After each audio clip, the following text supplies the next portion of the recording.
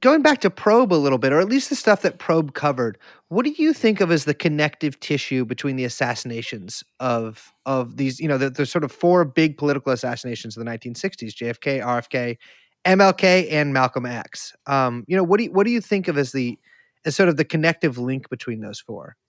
In the anthology, The Assassinations, which is a kind of best of Probe collection, okay, I addressed this issue in the afterword, okay, because we used to get all these questions from a lot of people. Why do you guys deal with so much of the detail, okay, and what people would call the minutia, okay, of the assassinations? So I decided to go ahead and address what they call the big picture, Mm-hmm. okay, and it's pretty hard not to come to the conclusion that what those four assassinations did is they essentially decapitated the left Mm-hmm. in the United States at that time. Okay. And they essentially led to the coming of Richard Nixon. All right.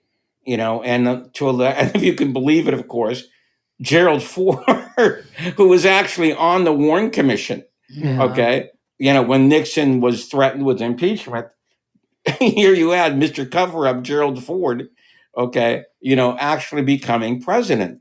And we had a great story in there about Jerry Ford. I don't know if you remember it, but there was in the mid 1970s a lot of controversy about the CIA's role in Watergate, Mm-hmm. and there began to be a movement for an investigation. Okay, and Gerald Ford decided to preempt the Senate investigation by setting up something called the Rockefeller Commission. Yep. His vice president, Nelson Rockefeller, was going to run this commission. There was a private dinner with the New York Times, and the editor of the New York Times asked him, why did you nominate all these conservative people on this commission? You got Lyman Lemnitzer, you've got Ronald Reagan, okay? Aren't people going to suspect something? And he says, well, some things needed to be concealed. And he says, like what? And he blurted out, like the assassinations. Okay.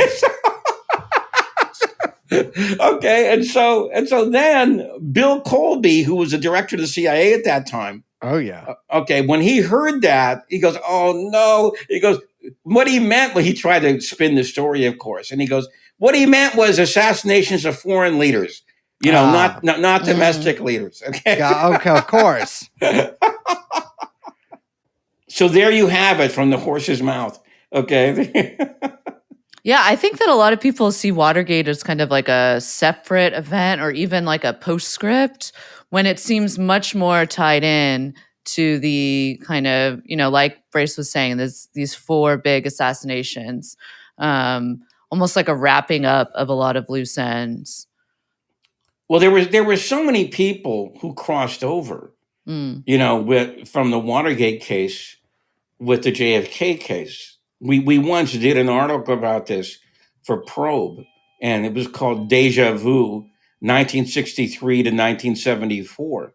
And we went through several of the people, who crossed over between the two, like E. Howard Hunt, okay, like James McCord, Mm-hmm. like Frank Sturgis, like Dick Mm-hmm. Helms, okay, and we posed the question: is this just a coincidence that all these same people were involved, or is there really a secret team?